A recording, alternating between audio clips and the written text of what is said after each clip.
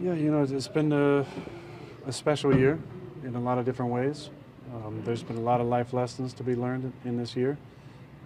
A lot of interesting experiences and conversations that I'll take with me long after I'm done playing that I'm really appreciative of. There was a question I believe Pete asked me a few weeks ago if I regretted coming back, and I said a resounding no. And I appreciate that question, Pete, because I appreciate thought-provoking questions. And actually contemplate it later, whether I did truly believe that quick answer. And after contemplation, it was the same. I love this game. I love competing. I love the opportunity to lead. I love the relationships that are formed in the locker room. I love watching the young players grow up and find their footing and find their confidence and show their personality. And there's a lot of really special things that happen outside of the X's and O's and the stats during the season. When it comes to playing, I have a lot of pride in my performance, and obviously I show up and you want to win championships, but you also want the individual accolades. You want to be playing your best, and based on the way things have gone the last couple of years, win MVP. That's just the standard, and I know I've won it 4 times, and thankful for each of those seasons and the seasons I was in the mix as well.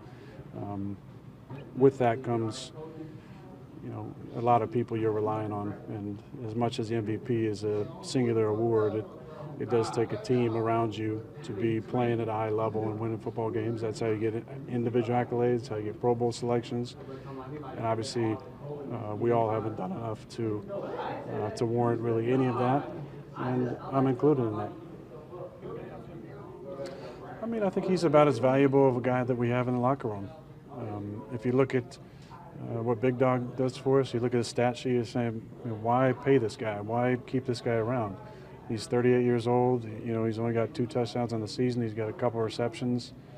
But they don't see all the other stuff. They don't see the way he goes about his business. They don't see him in the tight end room. They don't see him in the locker room, the speeches that he gives. They don't see him busting his ass in the weight room. They don't see the way he shows up every day as a professional and leads consistently, holds guys accountable. That it's hard to put a price tag on that. It really is. And the same for Randall. Not just being a super valuable extension of myself in that room because he knows and he's played with me for a long time, but the way that he leads those guys and the way he practices and the approach he has and the consistency that he shows up every single day. You just cannot put a price tag on that.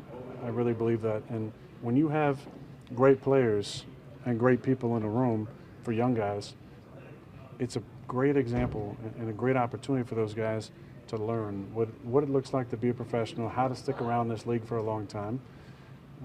You got it right in front of you. Whether that's a guy who's a best friend to you right off the bat or a mentor, or a guy you just watch who just leads by example. And I think anytime you have a great player in your room, like a Marcedes Lewis, great player, great person, like a Randall Cobb, great player, great person, you got to soak that in. And I think he's been great for those young guys and a great ally for Allen as well, being an older player in the room. Having those guys who've been there, done that, who can speak up, especially with the young coach in the room, is really, really important. Before injury forces? Oh, I don't know. I mean, I think we all want to choose how we go out, and we'd like to do it on our feet, but that's not always the case. It just depends on circumstances. Everybody wants to hold the trophy in the last game of the year, your last game of your career. Hasn't really happened for many people over the years. I think John Elway did it, Peyton did it, but there's not many great examples of that.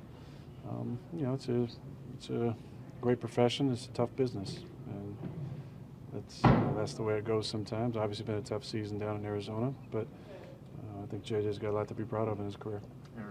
It's not for me. I mean, I go out west, and it's easy to turn that thing off. Man, I'm just enjoying the beach and enjoying my downtime and the quiet. I think, this is a loud game.